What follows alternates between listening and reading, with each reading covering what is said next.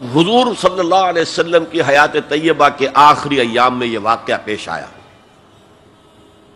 کہ حضور مسجد نبوی میں تشریف فرما ہے، مجمع موجود ہے،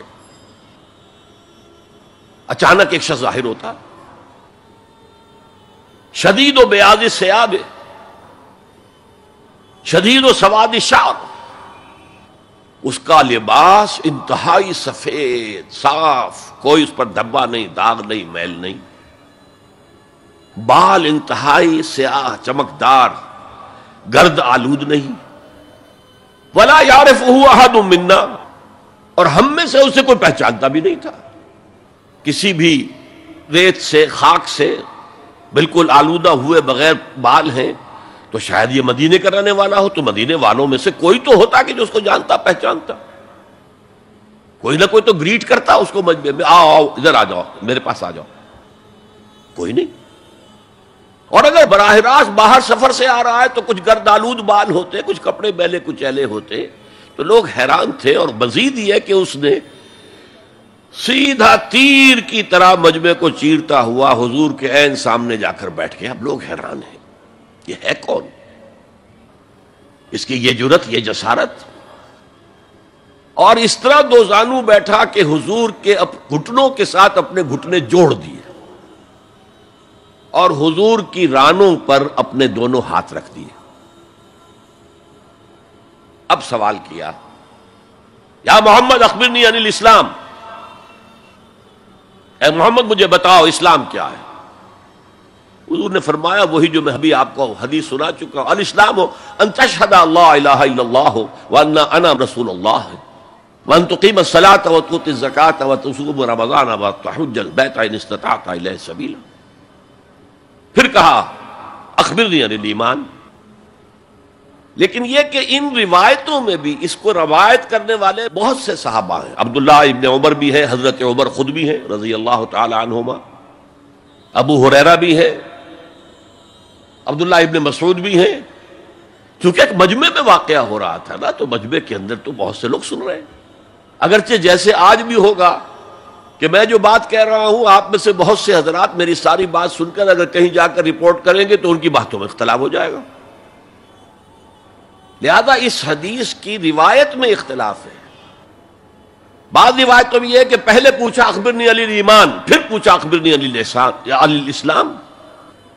اور یہ جو حضرت عمر کی روایت ہے اس میں ہے سب سے پہلے آپ نے پوچھا اخبرنی عن الاسلام، پھر دوسرا سوال آیا اخبرنی عن الایمان۔ اچھا، اس کے بعد ایک دو سوال اور بھی کیے، اب میں تفصیل میں نہیں جا سکتا۔ پھر وہ شخص چلا گیا، حضور نے کہا ذرا اس کو بلانا واپس، تو دیکھا تو کہیں بھی نہیں، زمین کھا گئی، آسمان اچک کر لے گیا، اللہ جانے۔ تب حضور نے فرمایا اوہ یہ جبرائیل تھے جو تمہیں تمہارا دین سکھانے آئے تھے، یعلمکم دینکم اذ لم تسألوہ، جبکہ تم نے اس کے بارے میں سوال نہیں کیا، اور یہ پہلی بار ہے کہ میں جبرائیل کو پہچان نہیں سکا، انسانی شکل میں وہ آئے اور میں پہچان نہیں پایا، ورنہ اکثر حضرت دہیہ کلبی کی شکل میں آتے تھے انسانی صورت میں، جب بھی حضرت جبرائیل آتے تھے۔ حضرت دہیہ کلبی جو ہے وہ بہت ہی حسین جوان رانا،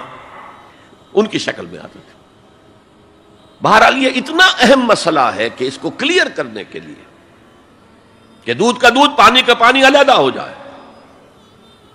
ایمان کیا ہے، اسلام کیا ہے، دنیا کا نظام اسلام پر ہے، ایمان پر نہیں ہے،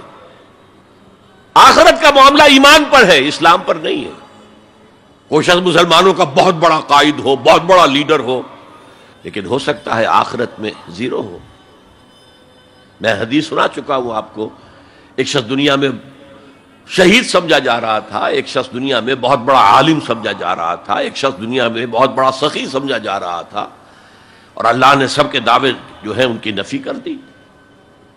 تم نے جنگ کی تھی اس لیے لیقال جریء کہا جائے، بہت ہی جری آدمی ہے صاحب، بہت بہادر آدمی، کیا کہنے اس کے۔ لیقال سخی، بھائی بڑا سخی آدمی ہے، سخاوت کے دریا بہا دیے اس نے، بھائی بہت بڑا عالم ہے، اس سے علم کا کتنا جو ہے لوگوں کو فیض پہنچا ہے۔ وقد قیل، یہ تمہارا مقصود تھا، وہ مقصود دنیا میں حاصل ہو چکا، تمہاری شہرت کے ڈنکے بج چکے، اب یہاں تمہارے لیے کچھ نہیں۔ اور پھر اللہ حکم دے گا اور فرشتے منہ کے بل گھسیٹتے ہوئے اسے جہنم میں جھونک دیں گے۔ تو وہ اسلام وہاں کام نہیں آئے گا، بلکہ اسلام کیا، اسلام پر اتنی اضافی خوبیاں بھی کام نہیں آئیں گی اگر دل میں ایمان نہیں اور اس کے نتیجے میں نیت درست نہیں۔ هي الحلقات تحفظني بآيات من القرآن، هي الحلقات تملأني بحب المصطفى العدنان.